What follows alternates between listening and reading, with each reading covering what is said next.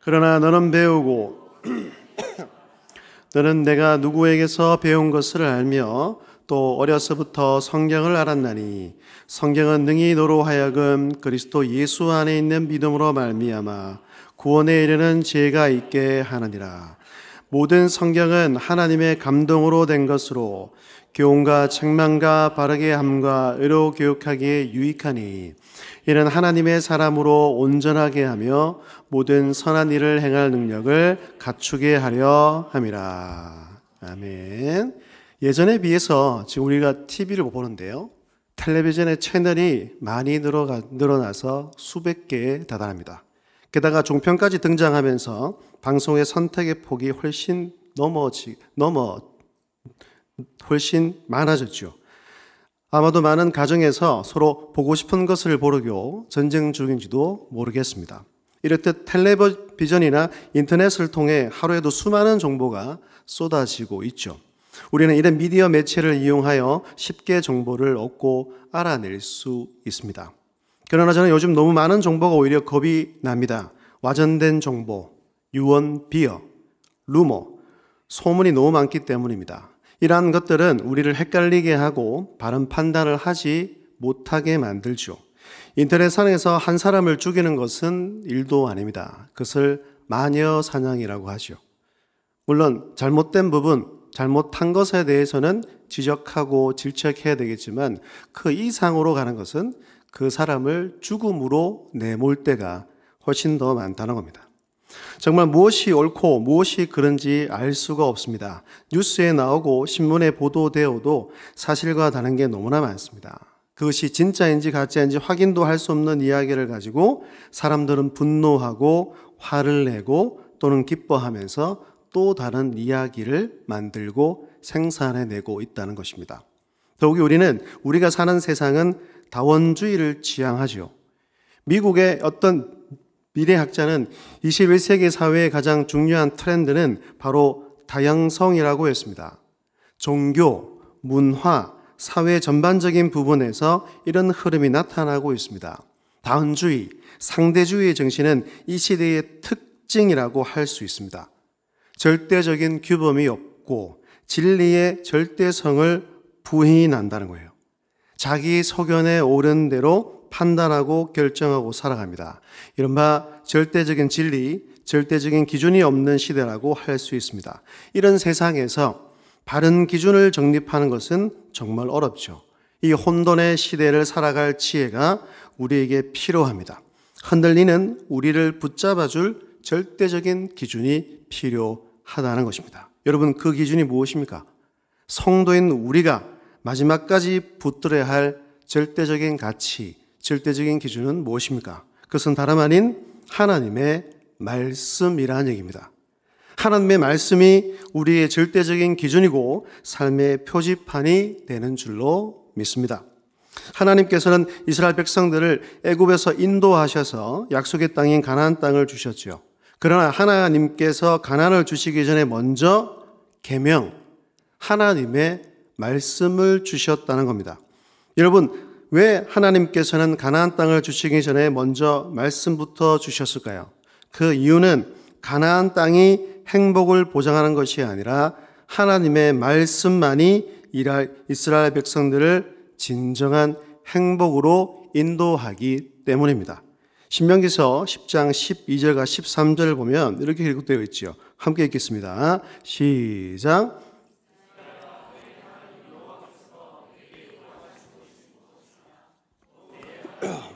건강하여 그의 모든 도를 행하고 그를 사랑하며 마음을 다하고 뜻을 다하여 내 하나님 여호와를 섬기고 내가 오늘 내 행복을 위하여 내게 명하는 여호와의 명령과 규례를 지킬 것이 아니냐. 아멘. 내 행복을 위하여 내게 명하는 여호와의 명령과 규례라고 했습니다. 많은 것을 가지고 가나안 땅에 들어가서 먹을 것을 먹어야 그들이 행복한 삶을 사는 것이 아니라 율법을 지키고 말씀 안에 사는 것이 그들의 행복하고 참된 만족을 얻는 비결이라는 것을 그들에게 말씀하시고 오늘 우리에게 말씀하고 있다는 겁니다. 하나님의 말씀을 따라 사는 사람, 그 말씀에 순종하며 사는 사람에게 참 행복이 있다는 것입니다. 이스라엘 백성들은 이 사실을 깨닫지 못했어요. 땅을 넓게 차지하고 좋은 포도를 가지고 많은 소떼와 양떼를 소유하면 행복할 것이라고 생각했습니다. 그러나 그것은 잘못이고 그들의 착각이었죠. 그 이후에 이스라엘 백성들이 말씀을 떠나고 말씀을 버렸을 때에 그들은 아수르와 바빌론에게 멸망당하고 짓밟혔습니다. 넓은 땅도 많은 소유도 그들을 지키지 못했습니다. 우리가 사는 이 세상에도, 그리고 이 교회 안에도 실패한 이스라엘 백성들과 같이 살아가는 사람들이 많이 있지요. 많이 가져야, 무언가를 많이 얻고 소유해야 행복할 것이라고 생각합니다. 많은 소유가 그들의 행복을 보장해 줄 것으로 굳건하게 믿고 있다는 거죠. 오늘 이 자리에 참석한 여러분은 어떻습니까? 이렇게 생각하시는 분들이 한 분도 없기를 주의 이름으로 축복합니다. 우리가 해야 할 일은 하나님의 말씀 위에 우리 자신을 든든히 세우는 것입니다. 참된 행복과 바른 삶은 오직 하나님의 말씀에 있다는 거예요. 그러므로 말씀 위에 서는 것이야말로 가장 현명한 일입니다. 말씀의 뿌리를 깊이 내려 그 말씀을 붙들고 사는 사람이 하나님이 주시는 행복과 축복을 경험하며 살아갈 수 있게 되는 겁니다. 하나님께서는 오늘을 살아가는 우리에게도 말씀을 주십니다. 성경 읽기와 듣기, 선포와 말함을 통해서 우리는 하나님의 말씀을 받고 있지요. 그리고 그 말씀의 터전으로 이 교회를 세워주셨다는 거예요. 교회는 하나님의 말씀을 공급하는 곳입니다. 그러니까 교회의 첫 번째 기능, 아주 중요한 기능은 하나님의 말씀을, 그 진리를 올바르게 제대로 선포하는 것입니다. 그래서 3세기의 유명한 신학자였던 키프리 가누스는 말하기를 교회는 성도의 어머니라고 했습니다. 교회는 어머니와 같고 성도는 아기와 같다는 것이죠. 아기는 엄마의 젖을 먹지 못하면 살 수 없는 것처럼 성도들은 교회가 공급하는 말씀의 젖을 먹어야만 살 수 있습니다. 그러므로 교회는 성도들에게 풍성한 말씀을 공급해야 할 책임, 목회자들에게도 이 책임이 있다는 겁니다. 사랑하는 여러분, 주님의 몸된 이 교회가 이 사명, 이 책임을 다할 수 있도록 기도해 주셔야 합니다. 이 강단으로부터 풍성한 말씀의 젖이 공급되게 해달라고, 그리고 그 젖을 우리 성도들이 잘 받아 먹게 해달라고, 그래야 온 성도들이 풍성한 말씀의 은혜를 경험하여 변화된 삶, 변화된 인생을 살아가도록 기도해 주시기를 소원합니다. 이 혼란이 많고 어지러운 이 시대에 하나님의 말씀을 붙잡고 살아가는 저와 여러분들이 다 될 수 있기를 주님의 이름으로 축복합니다. 우리 하나님께서는 우리가 이 세상이 어지럽고 혼란하게 될 것을 이미 경고하시고 말씀해 주셨죠. 디모데후서 3장 1절을 보시면 너는 이것을 알라, 말세에 고통하는 때가 이르러 라고 했습니다. 구체적으로 어떤 고통이 우리에게 다가올까요? 그 말씀은 2절 이하 말씀, 2절부터 5절까지의 말씀을 보면 그 고통의 내용이 구체적으로 언급되고 있습니다. 함께 읽겠습니다. 시작. 사람들이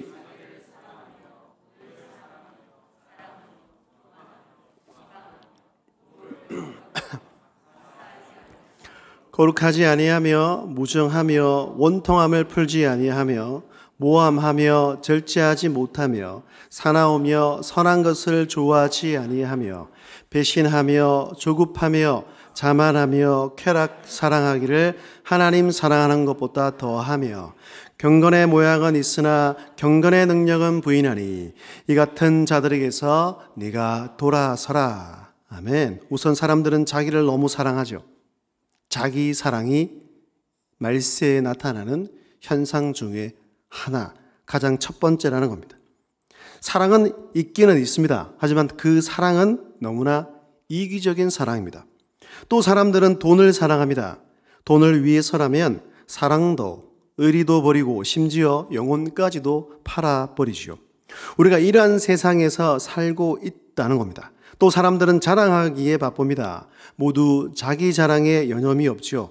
자신을 조금이라도 폄하하는 사람이 있으면 참지 못합니다. 그리고 사람들은 교만합니다. 자기가 하나님이 되어 살아갑니다. 남의 말에 귀를 기울이지 않습니다. 또 사람들은 비방합니다. 다른 사람들을 무시하고 비방하고 손가락질하지요. 부모라고 예외가 아닙니다. 부모를 무시하고 거역합니다. 부모를 짐으로 여기는 사람들이 너무나 많고 부모를 공경하는 것이 아니라 오히려 이 시대는 부모를 공격하는 것처럼 보일 때도 있다는 얘기죠. 게다가 사람들은 감사하지 않습니다. 늘 불만과 불평이 가득하죠. 우리 사회는 특히 더 그런 것 같습니다. 아무리 열심히 하고 잘해도 비판부터 하고 봅니다. 그리고 무정합니다. 힘든 사람을 보아도 마음이 아프거나 눈물을 흘리지 않습니다. 그리고 원통함을 풀지 않습니다. 사랑하고 품어주고 긍휼히 여기는 이 아름다운 감정은 다 죽고 이기적인 원한의 감정만 남아있는 것 같습니다. 그뿐만이 아닙니다. 사람들은 욕망을 절제하지 못하고 그 성격이 사납게 이를 데가 없으며 선한 것을 좋아하지 않고 배신을 해도 양심의 가책을 느끼지 않습니다. 이익만 된다면 어제의 적도 오늘의 친구가 되고 오늘의 친구가 내일의 적이 되기도 합니다. 또 사람들은 조급합니다. 잠시라도 기다리지 못합니다. 참고 인내하지 못합니다. 우리나라 사람들이 특히 더 그런 것 같죠. 또 자신이 대단한 사람이 되는 것처럼 자만할 때가 많습니다. 이런 사람은 더 이상 하나님의 뜻을 이루는 데는 관심이 없고 쾌락을 하나님보다 더 사랑한다는 것입니다. 여러분, 이런 사람이 어떻게 경건할 수 있겠습니까? 안타깝게도 교회 안에도 이런 세상에 안 좋은 풍조가 들어와서 경건의 모양만 있을 뿐 경건의 능력을 부인하는 사람들이 많아졌습니다. 경건에 이르도록 훈련받고 연습해야 하는데 그것을 하지 않습니다. 말씀을 배우는 것을 좋아하지 않는다는 거예요. 여러분, 요즘처럼 많이 배우는 시대가 어디 있었습니까? 그러나 불행하게도 진리에서 마음이 떠났고 그 배움조차 성공을 위한 수단으로 전락하다 보니 항상 배우나 진리에 이르지 못하게 됩니다. 그러니까 세상 것들을 더 추구하고 더 많이 배우면 배울수록 하나님으로부터 멀어지고 진리로부터 멀어질 수밖에 없다는 겁니다. 허탄한 이야기에 마음을 빼앗겨 진리를 배우기는커녕 오히려 진리를 대적하기도 하죠. 배우면 배울수록 오히려 진리에서 벗어나고 있다는 것입니다. 오늘 우리가 이런 세상에서 살아가고 있습니다. 사도 바울은 이 세상이 벌어지는 이런 악함과 어지럽고 혼란함을 말한 후 영적 아들 디모데에게 아주 중요한 것을 언급을 합니다. 디모데후서 3장 14절입니다. 그러나 너는 배우고 확신한 일에 거하라. 여기서 그러라란 단어는 그 앞부분의 내용과 관련하여 강력한 도전을 담고 있죠. 그러니까 세상이 아무리 악하고 어지럽고 혼란스럽고 사람들이 거기에 취해서 비틀거린다 하더라도 디모데 너만은 그렇게 해서는 안 된다는 것입니다. 오늘 말씀을 전하는 이 목사 그리고 여러분들 사람 하나님의 백성 여러분들만은 그렇게 해서는 안 된다고 사도 바울이 얘기하고 있는 거예요. 사랑하는 여러분, 하나님의 거룩한 자녀인 우리만은 그렇게 해서는 안 됩니다. 우리는 그 악한 무질서에 동참하면 안 됩니다. 우리는 그런 사람과 달라야 한다는 것입니다. 여러분, 이 세상 그리고 이 세상의 사람들과 다르게 사는 방법이 무엇입니까? 구별되게 사는 확신한 방법이 무엇입니까? 그것은 바로 하나님의 말씀을 따라 사는 것, 진리의 하나님의 말씀에 순종하며 사는 것인 줄로 믿습니다.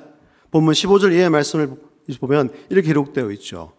15절부터 17절까지 말씀을 함께 읽겠습니다. 시작. 성경은 능히 너로 하여금 믿음으로 말미암아 구원에 이르는 지혜가 있게 하느니라. 모든 성경은 하나님의 감동으로 된 것으로 교훈과 책망과 바르게 함과 의로 교육하기에 유익하니 이는 하나님의 사람으로 온전하게 하며 모든 선한 일을 행할 능력을 갖추게 하려 함이라. 아멘. 우리는 이 성경을 하나님의 말씀이라고 합니다. 아니, 하나님의 말씀이라고 믿습니다. 그러면 왜 사람이 기록했는데 하나님의 말씀이라고 합니까? 성경은 하나님의 감동으로 영감으로 기록되었기 때문입니다. 쉽게 말해 성령께서 인간 기자를 감동시켜서 기록했기 때문에 원저자가 사람이 아니라 하나님이라는 것입니다.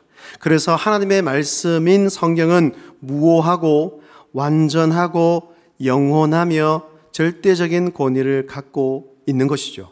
성경 곧 하나님의 말씀은 우리에게 몇 가지 큰 유익을 가져다 줍니다. 그 첫 번째는 우리는 말씀을 통해 구원에 이르는 지혜를 얻게 된다는 겁니다. 이것이 말씀을 통해 얻을 수 있는 가장 큰 유익입니다. 하나님께서 또 예수님께서 우리에게 말씀하시고 이 말씀을 우리에게 주신 것은 바로 구원을 얻게 하려 함이라는 거예요. 말씀은 우리에게 구원을 주는 하나님의 진리입니다. 그래서 성경을 특별 계시라고 얘기를 하잖아요. 일반 계시를 통해서 하나님을 완벽히 알 수 없고 하나님을 제대로 발견할 수 없기 때문에 이 특별한 계시, 하나님께서는 말씀을 통해서 하나님이 어떤 분이신지를 오늘도 이 성경을 통하여 우리에게 말씀하시고 끊임없이 우리에게 이야기하고 말을 건네신다는 겁니다. 여러분, 만약에 성경이 없다고 한번 가정해 보십시오. 우리가 하나님을 어떻게 제대로 알 수 있을까요?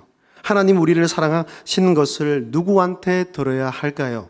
만약에 우리가 성경이 없다면 나를 사랑하사 나를 위해 십자가에 죽으신 예수 그리스도를 어떻게 발견할 수 있을까요?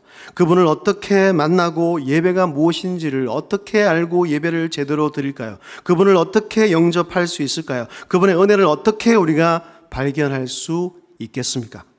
하나님의 말씀이 이 성경이 없이는 불가능하다는 것입니다. 성경이 있기에 그 성경 말씀을 통해 하나님이 나 같은 죄인을 사랑하는 것을 알게 되었다는 거죠. 하나님의 말씀을 통해서 내가 하나님의 아들이라는 것을 발견했고 영원한 멸망을 받아 죽을 죄인이기 때문에 용서받아야 하고 구원이 필요한 존재라는 것을 하나님의 말씀이 가르쳐 주었습니다. 우리가 그 말씀을 듣고 받아들였기에 하나님 앞에 회개하고 예수님을 나의 구주로 영접하게 된 것입니다. 그리고 이 말씀은 우리를 바르게 교훈하고 때론 책망해 줍니다.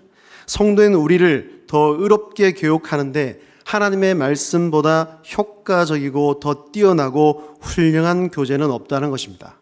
그리고 말씀은 우리를 온전하게 하고 선한 일을 행할 능력을 갖게 해 줍니다. 우리를 성숙한 그리스도인으로 만들어 준다는 거죠. 우리의 믿음을 자라게 하고 그리스도를 닮아가도록 변화되도록 도와줍니다. 여러분, 자녀가 태어났으면 그 다음에는 그 부모로부터 어떻게 자라야 하고 어떻게 사는 것이 인간다운, 사람다운가를 교육받아야 합니다. 마찬가지로 오늘 우리가 하나님을 믿고 난 다음에 어떻게 하면 하나님의 눈에 드는 거룩한 하나님의 자녀가 될까? 그리스도를 닮아가는 그리스도의 제자가 될까? 그것을 배워야 하는데 바로 하나님의 말씀을 통해서 배울 수 있다는 것입니다. 이렇듯 이 하나님의 말씀이 우리에게 말할 수 없는 유익, 엄청난 유익을 가져다 준다는 것이죠. 그리고 네 번째, 더군다나 하나님의 말씀은 우리에게 복을 가져다 줍니다. 신명기 28장은 유명한 복의 말씀이 선포된 장으로 유명하죠. 몇 구절을 살펴보면 먼저 28장 3절 이하의 말씀입니다.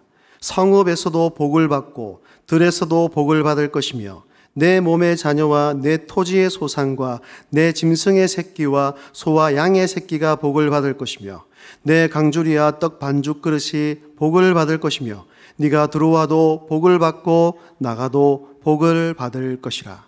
아멘. 그런데 이런 복을 받는 비결이 무엇입니까? 3절 앞구절에 이렇게 기록되어 있습니다. 신명기 28장 1절 2절 말씀을 다 함께 읽겠습니다. 시작. 내가 내 하나님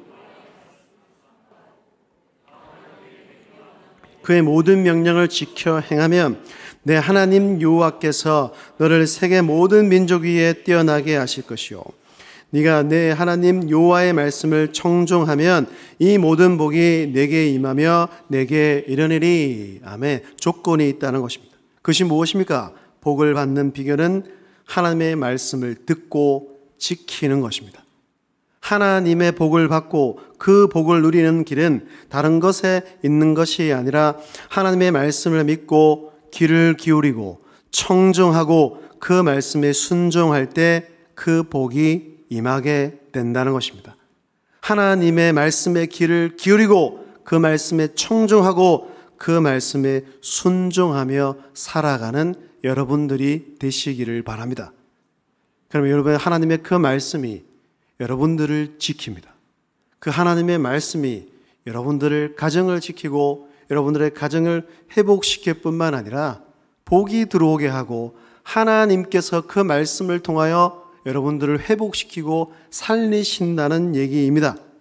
여러분과 여러분 자녀들이 하나님께 주시겠다고 약속하신 축복을 이 땅에 누리며 살게 될 줄로 믿습니다.